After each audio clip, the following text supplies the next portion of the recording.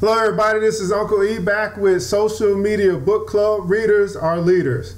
Now if you ask any successful person out there the keys to success, they will agree on this one thing, that if you want to be successful, you should read. So that's what we're doing here, going through the 48 Laws of Power by Robert Greene, and we're on to law number 22. Now you know what they say, that if you put it in the book, no one will ever find it. But we're like reading Rainbow. Take a look, it's in the book. So anything you take away from today's reading, just drop it in the comments below.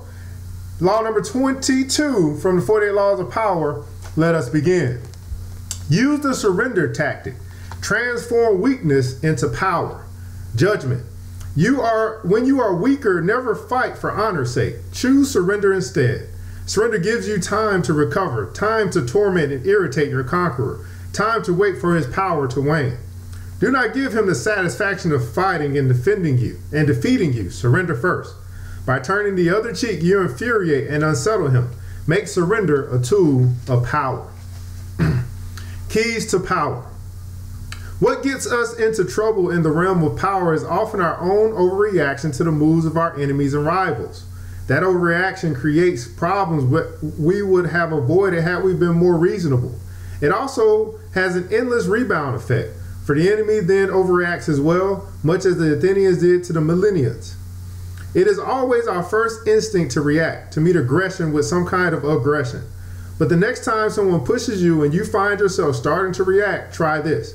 Do not resist or fight back, but yield. Turn the other cheek. Bend.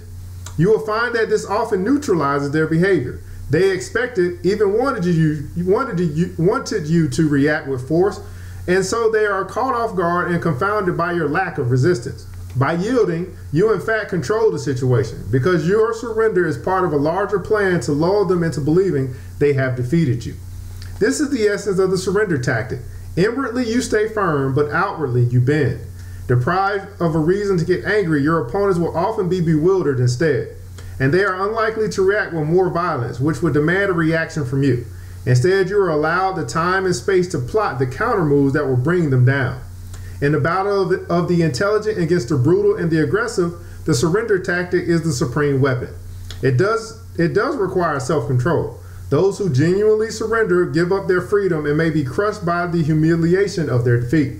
You have to remember that you only appear to surrender, like the animal that plays dead to save its hide. We have seen that it can be better to surrender than to fight. Faced with a more powerful opponent and a sure defeat, it is often also better to surrender than to run away. Running away may save you for the time being, but the aggressor will eventually catch up with you. If you surrender instead, you have an opportunity to coil around your enemy and strike with your fangs from close up. In 473 BC, in ancient China, King Guozhan of Yu suffered a horrible defeat from the ruler of Wu in the Battle of Fujiao.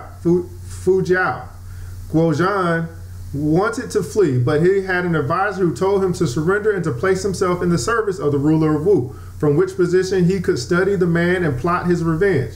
Deciding to follow this advice, Guozhan gave the ruler all of his riches and went to work in his conqueror's stables as the lowest servant. For 3 years he humbled himself before the ruler, who then, finally satisfied of his loyalty, allowed him to return home. Inwardly, however, Guozhan had spent those 3 years gathering information and plotting revenge. When a terrible drought struck Wu and the kingdom was weakened by inner turmoil, he raised an army, invaded, and won with ease. That is the power behind surrender. It gives you the time and the flexibility to plot a devastating counterblow. Had Guozhan run away, he would have lost his chance. When foreign trade began to threaten Japanese independence in the mid-19th century, the Japanese debated how to defeat the foreigners. One minister, Hato Masayoshi, wrote a memorandum in 1857 that influenced Japanese policy for the years to come. I am therefore convinced that our policy should be to conclude friendly alliances, to send ships to foreign countries everywhere and conduct trade, to copy the foreigners where they are at their best, and so repair our own shortcomings, to foster our national strength and complete our armaments, and so gradually subject the foreigners to our influence until, in the end, all the countries of the world know the blessings of perfect tranquility, and our hegemony is acknowledged throughout the globe. This is a brilliant application of the law. You surrender to gain access to your enemy. Learn his ways, insinuate yourself with him slowly, outwardly conform to his customs, but inwardly maintain your own culture. Eventually you will emerge victorious, for while he considers you weak and inferior and takes no precautions against you, you are using the time to catch up and surpass him. This soft, permeable form of invasion is often the best, for the enemy has nothing to react against, prepare for, or resist. And had Japan resisted Western influence by force, it might well have suffered a devastating invasion that would have permanently altered its culture. Surrender can also offer a way of mocking your enemies, of turning their power against them, as it did for Brecht. Milan Kundera's novel, The Joke, based on the author's experience in a penal camp in Czechoslovakia, tells the story of how the prison guards organized a relay race, guards against prisoners.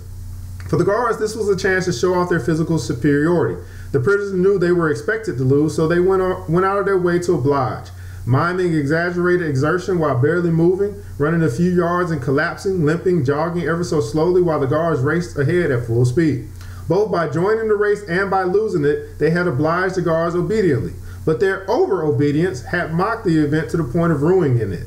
Over-obedience, surrender, was here a way to demonstrate superiority in a reverse manner.